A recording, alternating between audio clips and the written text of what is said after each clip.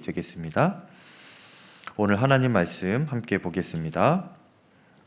마태복음 13장 24절에서 30절까지의 말씀인데요. 주보에 나와 있는 30절까지 이외에 또 36절에서 43절까지 이렇게 같이 이어서 읽겠습니다. 마태복음 13장 24절에서 30절까지 또 36절에서 43절까지 말씀입니다. 저와 여러분 교독하시겠습니다. 예수께서 그들 앞에 또 비유를 들어 이르시되 천국은 좋은 씨를 제 밭에 뿌린 사람과 같으니 사람들이 잘 때에 그 원수가 와서 곡식 가운데 가라지를 덧뿌리고 갔더니 싹이 나고 결실할 때에 가라지도 보이거늘 집주인의 종들이 와서 말하되 주여 밭에 좋은 씨를 뿌리지 아니하였나이까 그런데 가라지가 어디서 생겼나이까 주인이 이르되 원수가 이렇게 하였구나. 종들이 말하되 그러면 우리가 가서 이것을 뽑기를 원하시나이까. 주인이 이르되 가만두라 가라지를 뽑다가 곡식까지 뽑을까 염려하노라.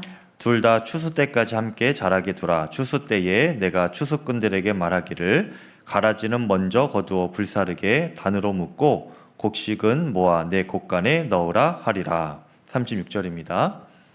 이에 예수께서 무리를 떠나사 집에 들어가시니 제자들이 나아와 이르되 밭의 가라지의 비유를 우리에게 설명하여 주소서.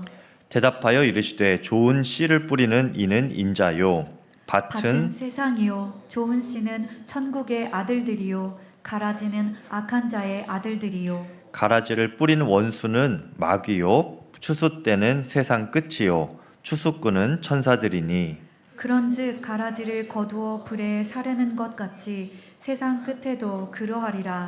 인자가 그 천사들을 보내리니 그들이 그 나라에서 모든 넘어지게 하는 것과 또 불법을 행하는 자들을 거두어 내어 풀무불에 던져 넣으리니 거기서 울며 이를 갈게 되리라. 함께 했습니다. 그때에 의인들은 자기 아버지 나라에서 해와 같이 빛나리라. 귀 있는 자는 들으라. 아멘. 자, 하나님의 말씀입니다. 오늘 말씀은 천국에 대한 두 번째 비유의 말씀입니다. 지난주에는 씨가 뿌려지는 밭에 네 가지 각기 다른 종류에 대해서 비유를 말씀드렸죠. 길가, 돌밭, 가시밭, 그리고 좋은 밭. 이렇게 밭에 대한 비유였다면 오늘은 그 뿌려지는 씨에 대한 비유입니다. 밀과 가라지의 비유, 알곡과 가라지의 비유라고도 하지요. 먼저 우리가 정리해둘 개념이 있는데요. 지난주에 말씀에서 나왔던 씨앗과 오늘 말씀에서 나오는 씨앗이 조금 달라 보입니다. 언뜻 보면 달라 보여요. 지난주에 씨앗은 19절에 무엇이라고 했습니까? 천국 말씀이 씨앗이라고 했어요.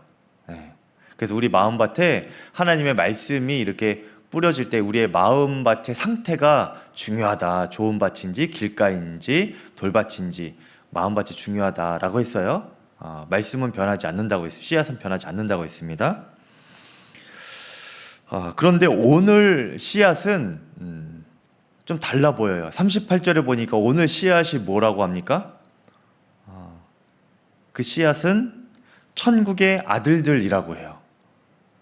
지난주 말씀은 그 씨앗이 천국 말씀이라고 했는데 오늘 말씀에서는 38절에 보니까 그 씨앗이 천국의 아들들이라고 합니다. 천국의 자녀들이라는 말과 같지요. 천국의 아들, 딸들, 천국의 자녀들이 씨앗이라는 것입니다. 그런데 이 둘이 다른 것 같지만 사실은 같은 것입니다. 제가 시골교회에서 목회를 할 때 예배를 드리고 있는데요. 하루는 이 성도님들이 저기 자리 중간쯤에서 서로 주섬주섬 뭔가를 이렇게 주고받는 거예요. 바지 속에서 뭔가 이렇게 깊숙한 곳에서 뭔가 이렇게 꺼내더니 옆에 성도님에게, 할머니 성도님에게 이렇게 주는 겁니다.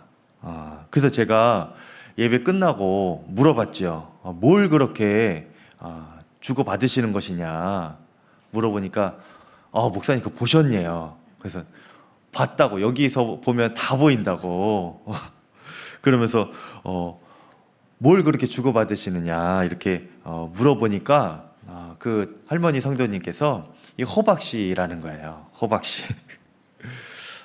그 한 할머님이 본인 집에서 이제 기르던 이제 호박이 아주 잘생기고 잘 익은 호박이 있었나 봐요. 그래서 그것을 잡아가지고 이제 씨앗을 잘 골라내서 따로 이제 본인이 내년에 심을 것을 남겨놓고, 그죠? 그리고 친한 사람에게만 이걸 몇 개를 이렇게 주는 거예요. 이번에 좋은 씨 하나 이렇게 생겼다고 하면서 그 친한 사람들에게 몰래 그렇게 예배 시간에 옆에서 그냥 그렇게 안 보는 것인 줄 알고, 안 보이는 줄 알고 그렇게 옆에서 친한 사람에게만 나눠주는 겁니다. 제가 그 이야기를 들으면서 두 가지를 깨달았어요. 좋은 호박, 좋은 열매에서 좋은 씨앗이 담겨 있는 것이구나. 이것을 제가 알았습니다. 그렇겠죠?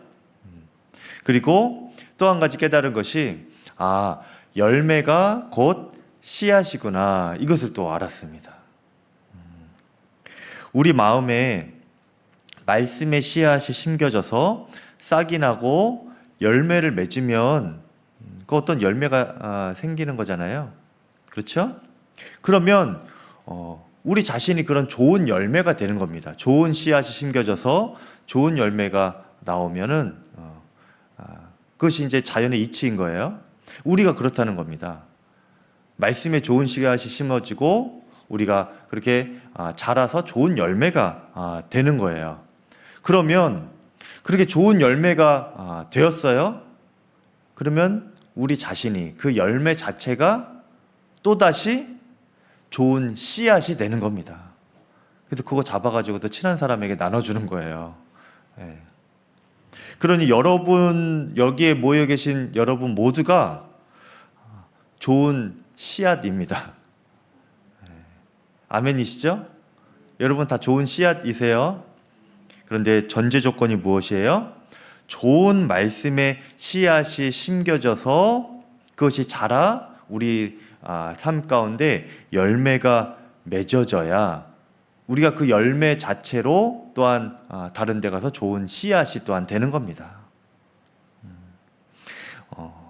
우리가 말씀을 듣고 순종하여서 우리 삶의 그 순종의 열매가 맺어져야 한다는 거예요. 누가 봐도 저 사람 그리스도인이다, 하나님의 자녀이다, 예수님의 사람이군요, 참 말하는 거 보고 또 이렇게 얼굴 표정 보니까 하나님의 사랑과 겸손함과 온유함이 그렇게 드러나는 그런 성품으로 열매 맺어진 우리 자신이 되는 겁니다. 그러면 우리가 다른 곳에 가서 그 씨앗이 되는 거예요. 그렇게 좋은 열매로서 좋은 씨앗이 되시기를 축복합니다, 여러분. 예수님은 그렇게 좋은 열매이자 좋은 씨앗과 같은 우리를 38절에 보니까 이 세상이라는 밭에 이렇게 뿌리신다는 거예요. 그런데 문제는 그렇게 예수님께서 그분의 사랑하는 자녀들, 그리스도인들, 좋은 열매 맺은 그 성도들을 세상에 좋은 씨앗으로 세상이라는 밭에 뿌릴 때에 이 사탄도 자신의 씨를 뿌립니다. 이 세상이라는 밭 가운데 사탄의 씨앗을 뿌리는데 그것이 바로 가라지예요. 오늘 말씀에 나오는 가라지가 사단이 뿌리는 씨앗입니다. 25절에 사람들이 잘 때에 그 원수가 와서 곡식 가운데 가라지를 덧뿌리고 왔더니 싹이 나고 결실할 때에 가라지도 같이 보이거늘 이라고 했습니다. 그래서 우리가 믿음으로 이 세상을 살아갈 때에 우리 주변에 악한 사람들이 있게 마련입니다. 이것이 이상한 것이 아니에요. 성경에 그럴 것이다 미리 우리에게 알려주고 있는 것입니다. 주님의 말씀이 아니라 그 마음에 사탄의 또 세상의 말을 그 마음에 받고 씨앗처럼 받고 그 삶에 악한 열매가 맺어지는 그런 사람들이 있죠. 악인들이 있습니다. 의인이 있는가 하면 악인이 우리 주변에 있어요. 근데 그런 사람들이요, 또 하필이면 또 잘 살아가기도 합니다. 다 그런 건 아닌데 어떻게 저렇게 악한 짓을 하는데 또 저렇게 잘 살아가기도 하나? 그런 일들이 종종 일어나요. 크게 보면은 어떤 일이 있습니까? 우리 주변에 우리나라가 있으면 우리나라 주변에도 북한이 있고 밑으로는 일본이 있죠. 우리가 북한 때문에 얼마나 또 괴롭습니까? 일본 때문에 또 얼마나 억울합니까? 위안부 문제, 독도 문제, 이런 것들을 계속 사과도 하지 않고 계속 우기고 하면서 또 그 나라가 일본이 또 얼마나 또 잘 살아요. 또 우리 입장에서는 너무나 억울하고 얄밉죠. 북한 여러분, 김정은 정권이 대를 이어서 3대가 계속 백성들을 착취하고 그 돈으로 미사일 사고 핵 개발하고 자신들은 또 호화롭게 생활하고 이게 말이 되는 겁니까? 이런 것을 볼 때 참 마음이 답답하지요. 그런데 더 싫은 것은 그들이 잘 살아가고 있다는 것입니다. 뿐만 아니라 또 작은 영역에서는 우리 주변에 이런 일들이 있죠. 나를 괴롭히는 사람이 있습니다. 관계가 안 좋은 사람이 있어요. 나를 모함하고 이용해서 자기 이득을 취하는 그런 사람들을 보면 밤에 잠도 안 오죠. 억울해가지고. 또 내일 또 그 사람은 어떻게 보나, 또 무섭기도 하고 두렵기도 하고 어떻게 대처해야 되나. 그런데 그런 사람 보면은 나 이용해서 또 나에게 해코지해서 나 이용 모함해서 자기 이득을 잘 취하고 잘 살아가요. 또 그럴 때 우리의 마음에는 하나님은 뭐 하시나 이런 생각이 들기도 합니다. 그리고 어떤 이들은 내가 그런 악한 사람들을 심판해야겠다 이런 마음이 들기도 해요. 아주 정의감에 불타는 거죠. 오늘 제자들이 그런 심정이었어요. 27절, 28절에 보면 좋은 씨를 뿌렸는데 그 주변에 또 가라지가 나는 것을 보니까 제자들이 묻습니다. 이것이 어찌 된 일입니까? 그랬더니 주인이 이르되 28절에 원수가 이렇게 하였구나 라고 하니까 종들이 이르되 뭐라고 합니까? 그러면 우리가 가서 이것을 뽑기를 원하시나이까? 이렇게 말을 해요. 우리가 저 악한 사람들 좀 해결할까요? 이런 말이에요. 그런데 이때 예수님께서 대답하시는 것이 뜻밖의 대답입니다. 어떻게 말씀하시는가? 29절에 주인이 이르되 가만두라 라고 말씀하세요. 가만두라. 이 가만두라 여기에 오늘 이 밀과 가라지의 비유, 이 좋은 씨의 비유를 통해 우리가 알아야 하는 이 핵심 메시지가 담겨 있습니다. 이 가만두라. 먼저는 예수님께서 우리에게 가만두라 말씀하시면서 우리가 무엇을 알기를 원하는가? 하나님의 주권을 인정하는 믿음을 우리가 갖기를 원하고 계세요. 하나님은요, 마지막 날에 이 가라지들을 하나님께서 직접 뽑아 심판하실 것입니다. 30절에 보니까 둘 다 추수 때까지 함께 자라게 두라. 추수 때에 내가 추수꾼들에게 말하기를 가라지는 먼저 거두어 불사르게 단으로 묶고 곡식은 모아서 내 곡간에 넣으라 할 것이다. 이렇게 말씀하셨습니다. 여러분, 이것은 굉장히 두려운 말씀이에요. 하나님은요, 악한 자들의 행동과 마음들, 의도들을 다 보고 계시다는 겁니다. 그리고 다 계수하고 계신 거예요. 악한 자뿐만 아니라 의인들의 행동과 마음도 다 주님은 보고 계십니다, 여러분.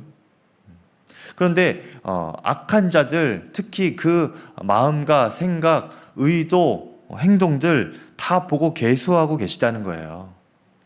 그러니까 우리가 이 악한 자들이 그런 악한 일을 하면서도 잘 되는 것을 볼 때 억울해하거나 또 때로는 부러워하거나 그럴 필요가 없이요.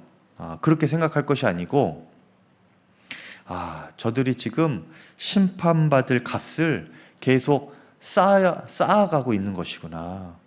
이렇게 생각해야 하는 것입니다. 그리고 우리가 정말 하나님의 주권을 인정한다면 하나님께서 최후에 저들을 심판하실 것이구나. 이렇게 믿어야 한다는 거예요. 그런데 이렇게 말씀을 드리면 여기서 큰 이슈가 하나 생깁니다. 어떤 것인가? 아니 그러면 하나님께서 지금 당장 저 사람을 그냥 직접 심판하시면 되는 것 아닙니까? 주님의 주권 우리가 인정합니다. 그러면 주님께서 지금 하시면 되는 것 아닙니까? 이렇게 궁금해할 수도 있어요. 여기에 대해서 예수님이 어떻게 대답하시는가? 29절에 마지막에 가라지를 뽑다가 곡식까지 뽑을까 염려하노라. 그래서 내가 지금 즉시 심판하지 않는 것이야. 이렇게 말씀하시는 겁니다. 여러분, 가라지에는 특징이 있는데요. 어떤 것인가? 이 밀이삭과 이 가라지가 겉보기에는 비슷하게 생겼대요. 그래서 그렇게 함께 자라납니다. 자랄 때에는. 그래서 원래는 농부들이 그 가라지를 잘 뽑아 주어야 그 밭 전체의 밀 수확량이 늘어나는 거예요. 풍성해지는 거죠. 그런데 한 가지 이 가라지를 뽑기에 조심스러운 부분이 하나가 있습니다. 그것은 무엇인가? 이 가라지는요, 밀과 함께 이렇게 심겨져서 뿌리를 내릴 때에 이 밀보다 조금 더 깊이 뿌리를 내린대요. 풍성하게. 그리고 중요한 것은 이 가라지의 뿌리가 이 밀의 뿌리를 이렇게 휘감고 있다고 합니다. 그러니까 이제 가라지를 뽑으면 밀도 함께 뽑힐 위험이 있는 거죠. 그러니까 농부들이 보면 우리가 보기에는 이 밀과 가라지를 잘 구분 못하는데 농부 아주 전문적인 농부분들이 보시면 이 밀과 가라지가 다 구별이 되기는 한대요. 그래서 그거를 뽑을 수는 있는데 뽑을 때에 그 속까지 볼 수는 없잖아요. 그렇죠? 그러니까 이게 뽑다가 가라지 뽑아내다가 밀까지 다 이렇게 뽑히는 경우가 있다고 하는 겁니다. 그러니 이제 원래는 이론적으로는 농부들이 그럼에도 불구하고 이 밀 생산을 그 밭에서 많이 하기 위해서는 이 가라지를 다 뽑는데요. 농부들은. 그래야 그 밭 전체에 이 밀 생산이 많이 늘어납니다. 좀 이렇게 밀이 같이 몇 가지가 뽑히더라도 그 감수하고 가라지를 다 뽑아내는 거죠. 이것이 일반적인 농부들의 농사 방식입니다. 원리예요. 원칙이에요. 그런데 예수님의 농사 방식, 이 하늘의 농사 방식은 이 세상의 농사 방식과 반대입니다. 알곡도 가라지도 다 함께 자라도록 그냥 두라는 거예요. 가만두라는 겁니다. 여기에서 우리가 이 가만두라 하신 이 말씀에서 두 번째 메시지를 볼 수 있는데요. 바로 주님의 인내와 관용의 마음인 것입니다. 주님은 우리가 이것을 이 하나님의 성품을 배우고 열매 맺기를 바라시는 겁니다. 우리 믿음의 삶에 있어서 우리가 믿음으로 살아갈 때 우리 주변을 둘러싼 이 원수들로 인하여서 우리가 힘겨울 때가 있죠. 당장이라도 저 사람들 다 이렇게 좀 해결됐으면 좋겠다. 내가라도 복수를 좀 했으면 좋겠다. 그런데 주님은 우리가 그렇게 원수와 같은 이들이 둘러싸여 있을지라도 주님은 우리에게 인내와 관용으로 끝까지 견디면서 믿음으로 자라나기를 바라고 계신다는 것입니다. 남을 미워하고 못 참아내고 그게 화를 내봤자 우리의 삶은 어떤 삶이 되는가?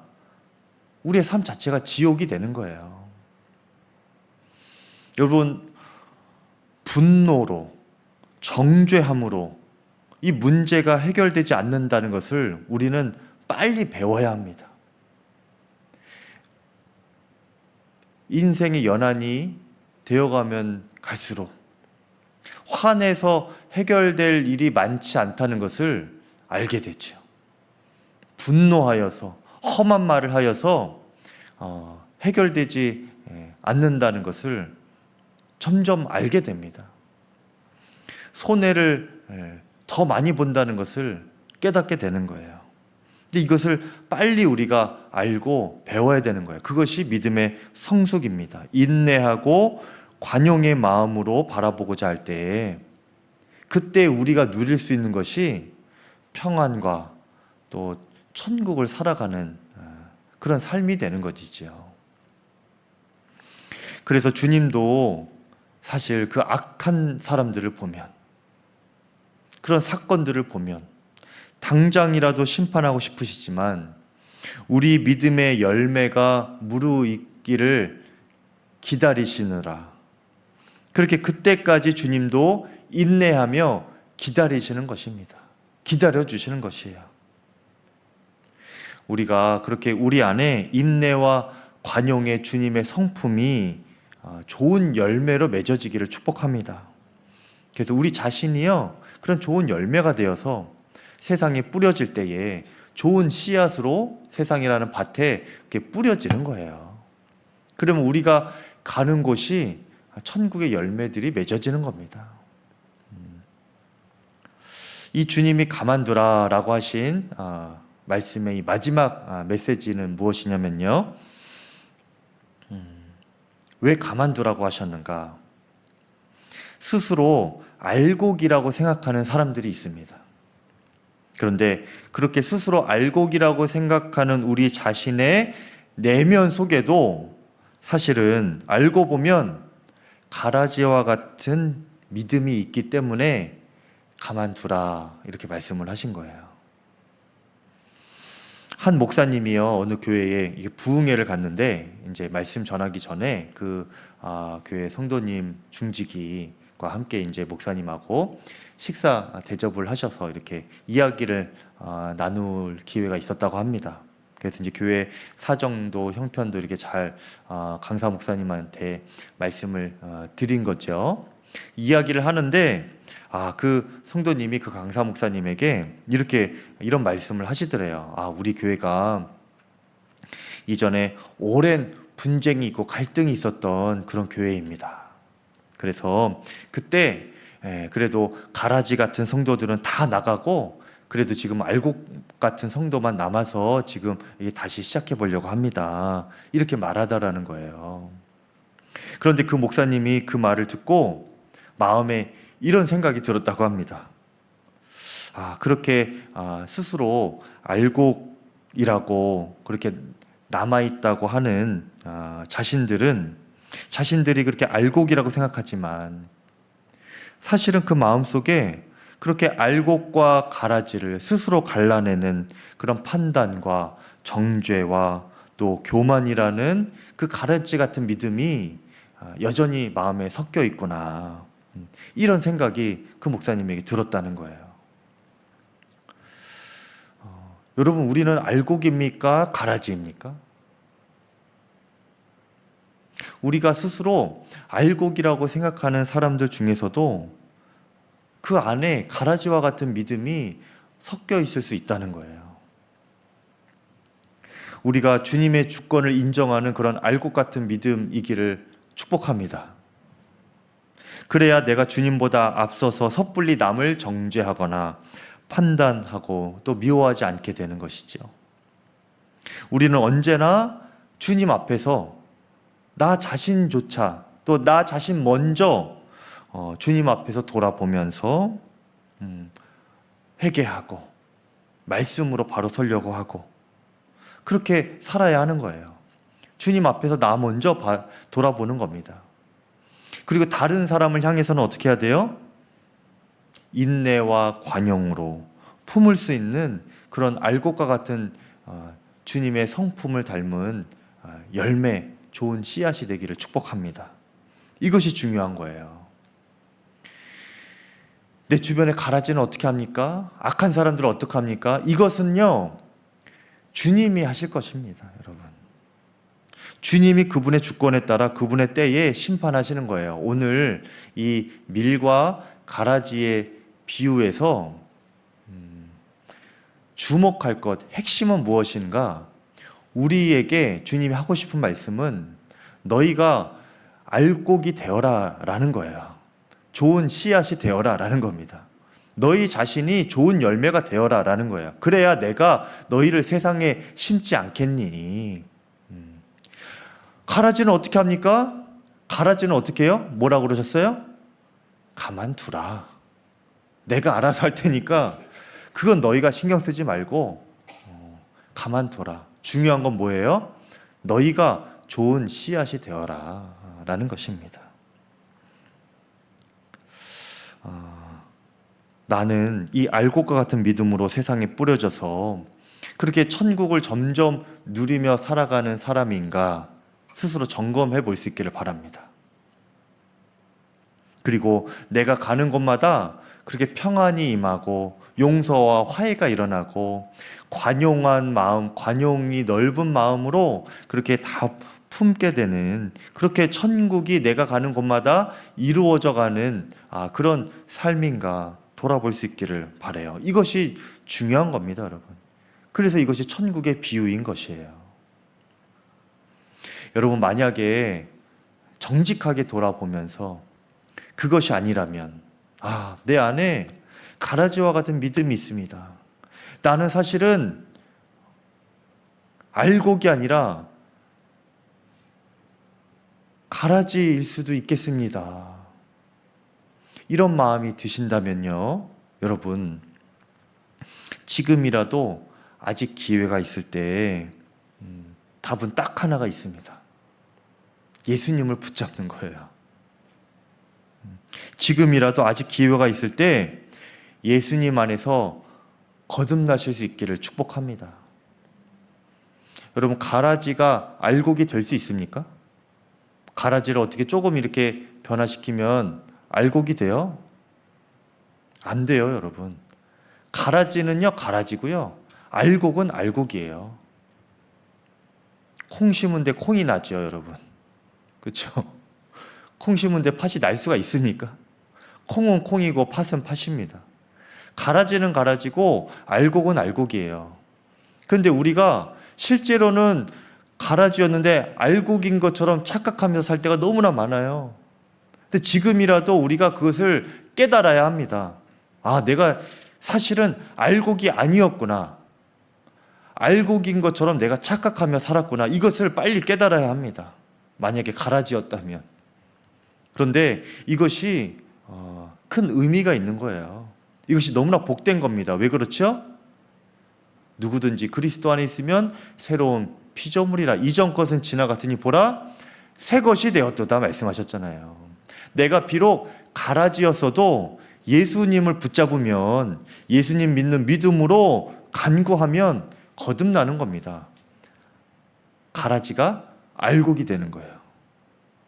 물이 변하여 포도주가 되는 것처럼 내 가라지와 같은 존재, 그런 믿음이 알곡 같은 믿음으로 거듭날 수가 있게 되는 것입니다. 이것이 천국을 살아가는 유일한 길인 것입니다, 여러분. 그렇게 거듭나서 우리가 마지막 날까지 인내하고 관용하면서 믿음의 성숙을 계속 이루어갈 수 있기를 축복합니다. 다음 주는 양 목사님이 설교하시고 그 다음 주에 제가 이제 또 이어가는데, 천국 비유를 계속 보면요, 천국은요 여러분 점점 이렇게 자라나는 것입니다. 처음부터 딱 완벽한 천국이 주어지는 것이 아니고요, 천국은 우리 안에 심겨진 씨앗이 점점 자라나는 거예요. 천국은 점점 확장이 되는 것입니다. 그렇게 우리가 믿음의 성숙을 이루어가고 점점 천국을 누리며 살아갈 수 있기를 축복합니다. 이것이 우리가 죽는 날까지 계속 그렇게 확장이 되는 거예요. 그리고 마지막 날이 되면, 심판 날이 되면 어떻게 됩니까?